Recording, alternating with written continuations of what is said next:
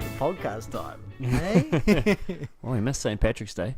So, geez, what happened? Catch me up, Andy. And Indian Wells. What a week, hey? A week out in the desert with, started with all the big dogs in there. Fed, Nadal, Djokovic. When we left here last week, we said Zverev's going to lose to Struff. Bang. What a hiding. Look what happened. but we also thought that Felix was going to go through and, Roger and Rafa we thought would make it through. And Djokovic. But that didn't really unfold as we were expecting. Not exactly, no. I mean, there was still, we had the Federer and Nadal matchup all set. And then, God, they broke our hearts, didn't they? Yeah. I guess Nadal broke our hearts. Saturday night, prime time, that's what I was coming home to watch. Roger Federer, Rafa Nadal, Masters 1000 semi-final. Clear the schedule. Yep, I was there. Cancel your appointments. I was there, parked up on the couch. Yep. And no. I think it's tough on Nadal, right? How many hard court matches he plays. We already said he pulled out of the Acapulco one the week before. He surprised me how far he made it through the hard courts. And having a tough match against Kakanov there, 6-6, that's enough to take it out of you, right? Oh, absolutely. I mean, we've sort of said for many years, I mean, it's almost a surprise that he's lasted as long as he has. And I get it that with the way that tennis players are taking care of their bodies now and taking care of their nutrition, that they're able to play longer into their careers. However, Nadal is only going to be able to play for so long with the style of game he has had for so many years. How physically taxing it is. Yeah. Right? And, this is the end of the first hard court season, if we can say that. Yep. And it's no surprise that at the end of that first hard court season that his body is breaking down. Yeah. Is he playing Miami? Do you know? No, he's pulled out. He's pulled out. Yeah. Okay. Miami is no one there. Really? Oh, I guess we'll get into that but in a minute. Apart from that, there was a lot of shocks in the tournament. Kohlschreiber, to me, going out there and beating Kyrgios, going out there and beating Djokovic, and then going out there and losing to Hurkacz, you're like, wow, but that's a big result. Struff over Zverev, we've talked about it. Did you say Hurkacz? Yeah, I don't know how to say that. That's You know what? I heard somebody say Hurkacz, and I was like, Hurkacz, that's my boy. Hurkacz. Yeah. Could be pimping again. Yep. And but before you crack into this, have you seen on Reddit, there's a tennis subreddit, right? And Radu Albot, the... Yep. Is he Romanian or Moldovan? Yep. There is a difference, I assume. He's not Macedonian, I'll tell you that. Moldova? Yeah, Moldova. Man, we should research this podcast a lot more than we do. I feel like they're right next to each other. Yeah, MLD. Anyway, Reddit loves Radu Albot. Loves him. And I keep seeing, before every tournament, our boy Radu hashtagging on Reddit. And I'm like, what's going on? What is Radu Albot? And I saw a deep dive into some of these threads that are going on, and apparently he did an AMA. He's got his own Reddit handle, and he goes on regularly. He's a really nice guy apparently, and everyone loves him. So before Indian Wells, it was our boy Radu is in qualifying. Let's get him through. People were going to the tournament, taking photos, uploading it to Reddit, and then somebody else. There was a different thread, not about Radu. He pops up on it.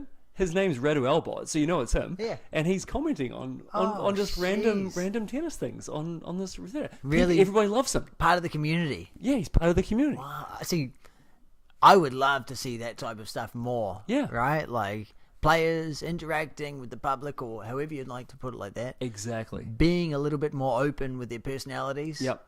Whether it be through trash talking or something else. Yep. And I think that's awesome. It is. It's fantastic. And there was already a thread today just about him in Miami. Yeah. So it's like, yes, let's get Radu in there. And he's not a popular guy, right? No, not yet. But I tell you what, the tennis community, especially on Reddit, is into him. They love him. They're all in. So get him through. I mean, I'd love to watch a Netflix show. One of my favorite tennis things I've ever watched called The Journeyman. And it's two guys. One of them beats Sampras on grass. And they're going around the world playing tennis. And one of them's a doubles player. And, it's a background of what it's like on the circuit. Yep. You know, these guys are out there with women and drinking and Yeah, it's just the living background stuff. There's so much to It's it so that much. you wouldn't even know about. and you know, it gives us another insight to what these players are like. Probably the same reason why people are flocking to this Radu Albot. Yep. Right. I mean, you sort of, if you make yourself, I mean, look, with social media the way it is, people are a lot more accessible than they were in the old days. We know a lot more about Federer than we did about Sampras. We know more about Sampras than we did about McEnroe, and keep going back Yeah. as far as you want. So when a player like Radu, who is, you know, he's sort of between 50 and 100, he's sort of breaking through, but he's not a household name yet, by making himself accessible, and also, this is the key, being a super nice guy and being able to relate to fans and all that kind of stuff, you know, it serves him well. I think it's awesome. It Now I've is, got to it's go for a fantastic. bit of a deep dive now. Yeah, man. She's Check not out big on the internet. our boy Radu. Our That boy might be the Radu. hashtag of the title of this episode. Our boy Radu. Yeah. But what else? Your boy Medvedev. Yeah, he struggled there, he's eh? struggling. Krajinovic or Krajinovic. Well, can I just say, though, before you crack into that, I've been touting Kachanov since last year's Wimbledon, and he's been struggling this year. Struggling this year. Until this tournament. I know. So, like, we're picking the right players, just not the right weeks. Just not the right weeks. And that's the hard bit, right? We were Yep. giving you these players to follow, and It's tough out there, guys. tennis is not week in, week no, out. Right? it's tough. You got to build a whole season. Yeah. Like, Medvedev's had a great year, and he lost to Krajinovic, who came through qualifying and is now back up top 100. Who performed really well, by the way. Yeah. People are probably going to look at that on paper and say, that's a bad loss, that's a bad call. Krajinovic, we've also been touting him. I've been He's telling good. Yeah, you He's gave really me good. the eye roll last week when I picked both of those matches, Yeah, and they were both straight sets matches. I do have an ominous eye roll. I'll be Yeah. The final match to me that was a bit of a shock was Shapo over Silic. Yeah. Yep. And, we neither of us picked that one. No, we picked Silic to beat him pretty handily, like 6-4 or 5-4. Yep. And then I would have picked Shapo to win the next one. Yep. And he lost it. He lost it. It's frustrating. to her cash. Herkash. My boy Herkash. But I think that was it was a really good tournament for Shapo. It was a top tournament for all the Canadians. Look at Raonic was. making the It was. semi-final, nearly beating Thiem in 3. Mm-hmm. And then, Shapo, Felix, Raonic, and Bianca. Bianca. I guess that's a good segue into Andreescu. What a tournament. What a tournament. Making her way all the way through to the final. And Through qualifying, or did she get a wild card? she got a wild She got card. a wild card, sorry. Yeah. And she went through, then she lost the first round. She went 3 sets, and then she didn't drop a set again till the semi. Yep. What a match against Muguruza. Beating someone like that 11-1 is, she dismantled her. Is that Tank City? I don't know. Tank Alert? Yeah. I'm normally one to say that, but 0-1. You've got to ask some 0-1. questions 0-1, don't you? we used to say in college, can you make it respectable in a set? If Exactly. you lose 1, you better go out to get 3. Make it respectable. That's exactly But, right. You You don't want to lose less than 2. no. If you can get to 3 in any set, that's a break. You could say it's a You're break. happy. Oh, it's just, Exactly. there was only a break in it. Yeah. There's nothing but deuces. I was in it the whole way through. No, you weren't. But what a tournament she had. She's now up to 24 in the world, Bianca. Mm-hmm. I mean, What a skyrocket she's from nowhere. She's lost 3 times this year. Outside the top 150 at the start of the year, Andy. Now she's 24. Amazing. And I just had my birthday. It's March 18th. For God's sake. should What know a it what a is. rise. She's set for the year. I think she's set for the rest of the year, right? Probably set for the rest of her life, to be honest. What was the well, payday in Indy? Well, it was over $1 I million. think it was over $1 million. Yep. Yeah, she's very, very talented, isn't she? She's a hard worker, and by the looks of things, can mix up her game more than most ladies we tend to see on the circuit now. Yep. The use of spin, touch, drop shots, and the willingness to play inside the baseline for a female is something that's been lacking, and I really like to see that. She doesn't appear to have any weaknesses either. Sometimes you see women play and you think, oh, that's going to get found out, but not Yeah. with her. She's strong. She's agile. Like, she looks really good. We did a podcast about her maybe 6 weeks ago and said, look, let's just temper our expectations because we don't want to give her the Eugenie hug of expectation that Canadians do with Canadian players. We hear so often about, especially last year, Denis Shapovalov. Why is he having such a bad year? He's top 25. It's not bad yet. What kind of a year do you want? What do you want him to do? And that means that he's an NFL starting quarterback. Exactly. And Fine. same with Felix. We're going to hear that about Felix because look, he's 18 years old. He's going to continue to be, very good one week, very poor the next week. He's very good now, but it's not going to continue. He lost the first set in qualifying this week for Miami today, and for someone who did so well there last week and beat a Tsitsipas straight sets, you wouldn't expect him to go out there and drop a set in qualifying. Yeah. Just shows how human he is, and when you're younger and coming on through, players are going to work out how to play against you, and that's going to be the interesting phase that Shapovalov and they're all going through. Yeah, exactly. I mean, and like we said, so many players are breaking through at 23, 24, 25 years old now. We've got a lot of time to see these players. Let them develop. Let them develop. I think that was what was interesting about Andreescu's coach. He said at the end of last year when she was coming back off injury, she dropped outside top 250. Instead of going back and playing some larger tournaments to play the better players, only win a match or two here or there, she went and played a heap of challenges, and she won a lot of points and had time on court, and to me, time on court and confidence building, especially when you're playing matches, is so important, right? When you're training, you can work on things, but when you're playing in tournaments, you need to get that roll on and feel confident when you step out on court that you're going to deliver. Absolutely. I mean, like you said, she's only had, was it 3 losses? 3 losses this year. She's getting close to 30 wins and 3 losses. Now, that's outstanding. She had to come through qualifying at Auckland, and then she had to come through qualifying at the Aussie Open, and from there on, she hasn't really been losing. And to come out there and, beat Muguruza, beat Svitolina in 3 sets, which was a tough match, and then go out there and beat Kerber in 3 sets was awesome. Yeah, and let's sort of just be a voice of reason, perhaps, for the people that are like, oh man, she's going to win French Open. Look, I think 4th round would be a fantastic French Open. Yeah. We're probably going to hear of a lot of people saying she's going to make the quarters, going to make the semis. It's like, okay, well, look, that would be fantastic. We'll be the first to say it. But let's not expect that from this 18-year-old girl just yet. 12 months ago, Gareth and I, we were in Toronto doing a tennis coaching course, and she was training next to us and didn't think too much. No. And I remember saying to you at the time, like, it's not too flash. She's not making a shot in the court. No. And she's got heavy set girl, thick legs on her, very strong. And, to say we weren't impressed is probably the right words. Yeah. And to see how far that swung around in a few months coming back off injury is great. And I guess it's a testament to the fact that her and her coaching team knew exactly what they were doing too, because they had her in one spot. They were working on one particular shot. I believe it was like transition ball forehands, and she was missing a lot of them. But when you're training, you have to miss a lot to make a lot. I mean, that's how you learn. There was specifics that she was working on. Yep, it's not just going out there and hitting cross-court forehands. There's a specific thing that she was working on. And, I think you said it right. Having the right team around you like she had was, or still does, is very important. Absolutely. So good on you, Bianca. There you go. Good winning, job. winning. Good on Team Canada. I mean, last week's episode was entitled "Oh Canada," and rightfully so. We saw a lot of good performances from Canadian players this week. Heck yeah! I mean, Felix, that was a match against Nishioka. 5-1 down the third, come back, 5-3 up in the breaker, struggle there.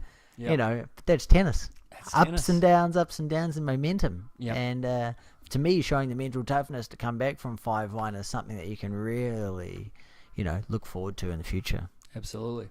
So as we alluded to, Andy, Miami qualifying has begun. Yeah. Who do you like in Miami coming up? What are your thoughts? I would like to go with Zverev. Now, last week I picked... I laugh because Andy is not Zverev's number 1 fan. Not at all. He's got the second seed. Yes, he does. I think he's got a decent draw. Yeah, I mean, yeah. I mean, he lost in the semis of Acapulco. He lost third round there in Indian Wells. Get the chance to get away from everyone else week early. No Fed, no Nadal. Djokovic top half the draw. I think you've got these are the type of draws, right? His first round match doesn't look to be a given. And let me just elaborate on that. So Zverev plays the winner of Sam Querrey and David Ferrer. Yep. Tough. I don't like either of those matches for Alexander Zverev. And not in the first round. Querrey hasn't gotten going in about 6 months, but when he gets going, he is really hard to beat. He is. Especially in America. These Americans, Isner, Querrey, Tiafoe, they're all very, very tough to beat in North America. At home. Yes. Yeah, and, I think it's really important. This week they're playing in Miami. The USDA National Training Center is in Orlando, 5-6 hours up the road. IMG's based a couple of hours up the road, and now IMG has a second spot right there at Hard Rock Stadium where the tournament's going to be. Okay. Now, Hard Rock Stadium is not a tennis stadium, Gareth. It's where the Dolphins play. It's in the Hard Rock Cafe Stadium. Hard Rock, that's it. The cafe or casino, whatever you would like to be. All right. The Hard Rock Cafe is sponsoring the Miami Dolphin Stadium. And they've just built, or they put in two tennis courts, I think, there on the middle of the stadium. And they've got a couple courts on the outside there. And IMG is going to build a full-on tennis academy there to supplement their one in Bradenton. Really? Yeah. So wow, it's going to be very interesting, for the next progression there in Miami, especially considering where they were at in Keeper Stain in Crandon Park. Little upgrades to that old facility, so a new facility. It's great to see. Absolutely. Yeah. Wow, I'm really excited to see how that looks on TV. Yeah, it's different. It's different, the blue stadium, the blue seating from the Dolphins, and it's cool. Yeah. Yeah. Any other sort of picks, or what do you got? Who you got going through there? Going through the draw is interesting. I like as a pick Hubert over Krajinovic. I think Krajinovic did his dusting last week.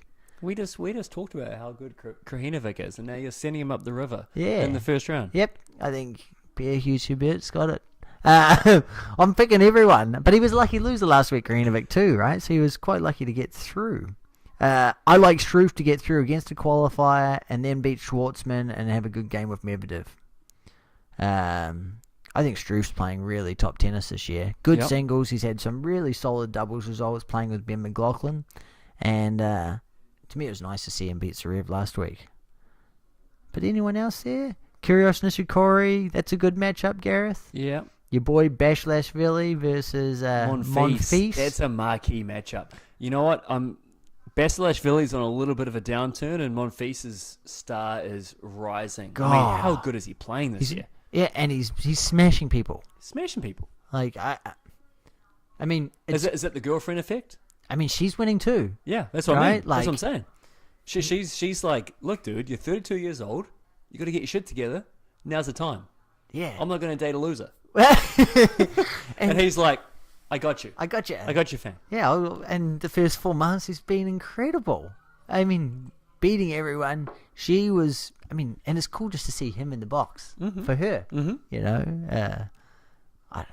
I hope so. He's probably unable to find women's tennis on TSN, so he's got to be at the stadium watching it. Right? And congratulations, Tennis Canada! About time. People said today that they streamed the match on Facebook and Twitter. Mm-hmm.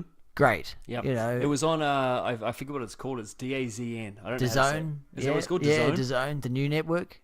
I'm 35, guys. I don't know. It's a new sports vernacular. one. Yeah, it's new sports network. They put it live on their Twitter feed, and Tennis Canada helped set that up. Wow. Yeah. So the final was on that. So it's probably prudent for the casual WTA observers out there to follow DAZN. Yeah. On Twitter.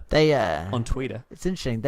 They paid Canelo Alvarez out for a boxing contract, and they made him the highest. It was the highest paid sports contract ever.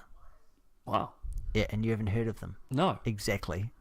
Like who? I'm What's pretty sure it's the guy. I'm not sure.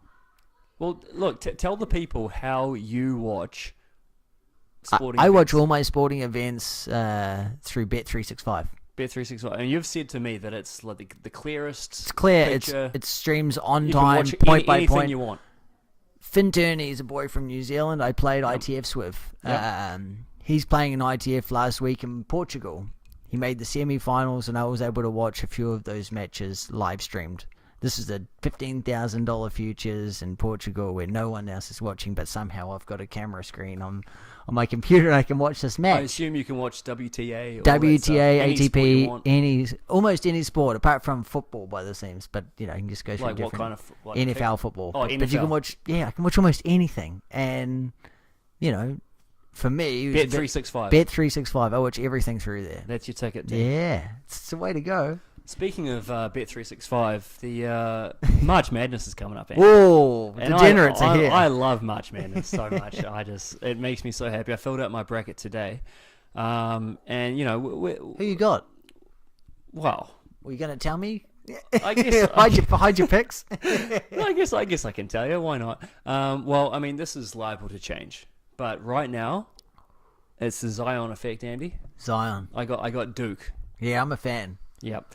I mean, he's a once in a generation kind of player.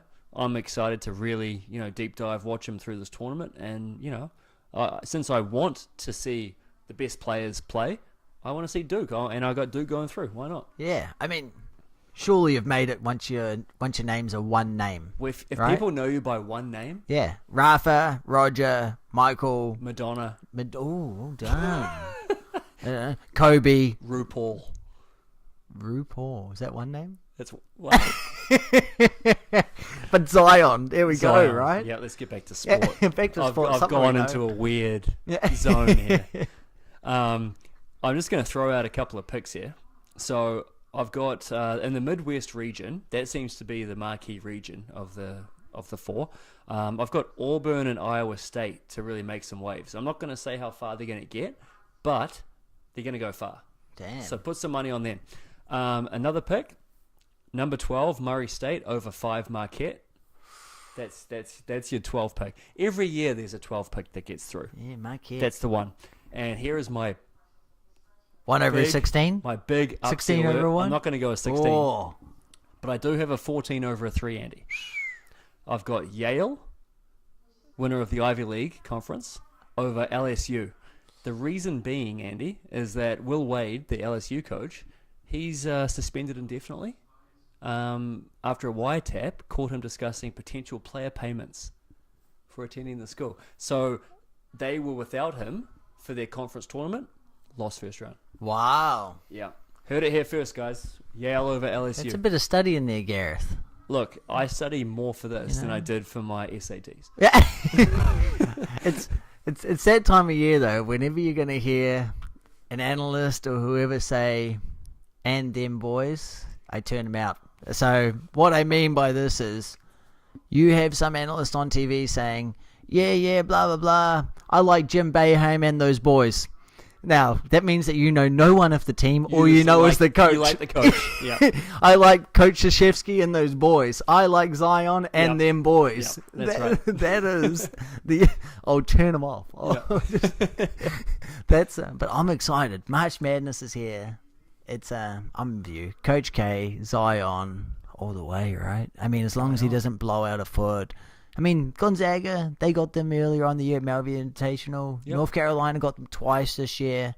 One time without Zion, one time when he was there. There's a handful of teams to like. There's probably 6 teams that could win it. Why not? LSU academic scandal. Paying players. God, that's funny. Yeah. Well, and then the other teams, like Yale, is under a scandal. Yale's under a scandal for taking... Not for academic... not for basketball. Not for basketball. It's... I mean, they were literally getting paid to take players for different sports, you know, USCs and the likes. That's a different story. Pretty corrupt. Very. I mean, yeah, America or American sports, either way is, it's sad that if you've got money, you can almost do whatever you want. Well, yeah. You've got a fast track. I agree with you, it's sad, but it's almost... it's life. Dude, are you surprised? Are you surprised that But I can... Aunt Becky from Full House is getting her kid into USC? Yeah. I'm not shocked. I'm not either. But it wouldn't happen. I'm sure she's really grateful for the opportunity. The daughter? Yeah. She's probably not just partying and trying to be an Instagram influencer. That's probably not what she's doing. Nah, not at all. Instagram influencer. It sounds like my type of path. Yeah, exactly. Why not? I would have loved to go to USC, that film school. Oh, forget about it. Man. Play some tennis. Boom, that's my dream. With all the celebs, right? But I got offered Rockhurst in Kansas City. Look, it was a great time, but USC would have been my number one pick, let's be honest. Definitely. I would have photoshopped some pictures if that had got me in. Yeah. Would have helped you get in. That and a bit of cash on the side. Yeah. I guess we'll wrap this up with just a nod to the events that took place in Christchurch, New Zealand this week, Andy. Pretty shocking stuff. Yeah, sad stuff, isn't it? Yeah. You know, we're from a country where we don't have many shootings, and if it does, it makes the news. Absolutely. You know, and to have a terror attack happen in our country is it's sad. Not surprised it's from an Aussie though, are we? Can we laugh? Am I allowed to laugh at that? No, it's too soon. It's too soon. My apologies. But I think it puts a bad look on us as Kiwis, and I hope that in the coming months and years that we can do more as a country. We try to be a melting pot in New Zealand. We let most people in. Refugees, most people that were in there were refugees. Yeah, exactly. You know, leaving war-torn countries to come in, be it a safe country like New Zealand. Yeah. And I'm very impressed with our Prime Minister's response, sort of saying, obviously our gun laws need to change. Yeah. Every time there's a mass shooting in America, unfortunately, nothing really happens. Nothing really changes. It's money going both ways. Yeah. People are against you either way. And I'll be honest, I had no idea. That our gun laws were as loose as they are. I thought we had really strict gun laws. Yeah. So did I. I've never seen a gun in New Zealand. You know, I've never seen a handgun. Our police don't carry guns. It was a complete surprise to me that somebody could get semi-automatic weapons anyway. Yeah, I'm appalled by it. I think that's the bit, right? Like, growing up in a household with guns, I was, and so, you know, most of my friends that grew up on farms, they would have guns around too. What kind of guns are we talking about, though? A 22, maybe a shotgun, not something that you can chuck a clip in and then unload a clip. And that's the difference, right? Like, there's sort of taking care of rabbits on a farm, and there's going into a mosque and killing 50 people. That's right. What do you need to shoot off 10 rounds in a second? Yeah. It's dangerous, and, you know, there's only one reason why you're doing that. And I've really enjoyed the responses from a couple of New Zealand farmers that have handed in their semi-automatic weapons to police officers and said, look, I don't want to be a part of the problem. You know, obviously this is more convenient for me on a farm, but just because it's more convenient for me doesn't mean that we should have these tragedies in our country. No. And that's what a great response that is. That's so true. Yeah. You know, I think the processes that we have in place now to get a gun seems far too easy. They had the guy who owns the company who brought the guns, who the guy brought the guns from, and, you know, he's like, yeah. He's not even in New Zealand. How on earth was he able to buy a gun? I know. In New Zealand. Crazy. And it's like me being able to buy a gun here. I hope I can't. No. I don't know if I can, but well, Canadian Tire, if you go, right? Like, I guess so. I mean, it seems easier here than it would be in New Zealand because, you know, like, I don't know the gun stores in town in New Zealand, well, in Hamilton, but I can tell you Canadian Tire, you can get one here. I know. Seems easier. I just think it's great how, I don't know if it's great, it's probably the wrong word, but in a way I'm pleased it wasn't a Muslim doing the attack. Oh, 100%. Right?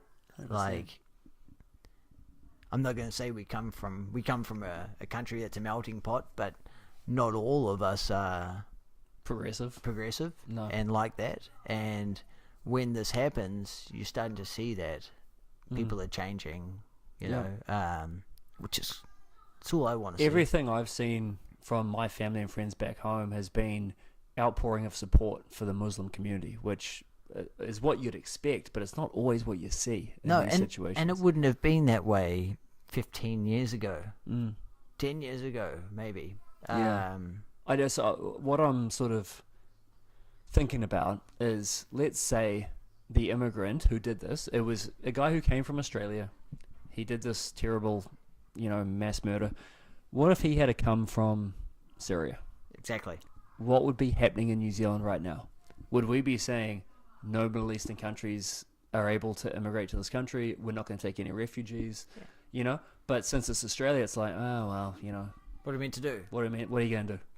Yeah. And look, it is what I mean. And look, I'm not saying I'm advocating for shutting down the border to Australians. That's not the case. But it's like, let's just be sensible in our immigration strategies in general. We don't have to react like that because somebody who does not represent that population does a stupid fucking thing. That's right. It's true, and yeah, I find it's a tough topic. Let alone sounding xenophobic in a way, right? Like, I don't want to let you in my country, and as I say, we're not that type of people in our country. We're more of a melting pot and being very inclusive, especially to refugees leaving those type of places. Yeah, I'm very proud to be from a country and live in a country that is very open with its refugees and with its immigration. Yeah. I mean, look, neither of us would be here if it wasn't. I'm an immigrant here. Yeah, exactly. I'm just not Muslim and I'm a white guy. People wouldn't notice. Right? Exactly. So, I mean, I'm glad that our government is taking the steps to further make gun control a reality in New Zealand, because clearly semi-automatic weapons are useful on a farm, but have the potential to cause so much damage, and it's not worth it. No way. Sad end. Should we end on that somber note? Tough one, I might have to fill up my glass. It's a little bit more Jack.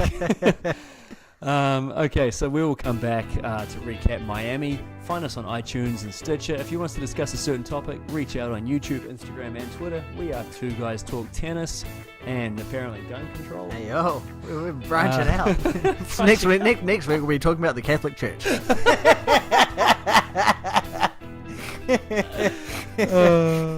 If you like the cut of our jib, please subscribe, rate, and share. Peace out, everybody.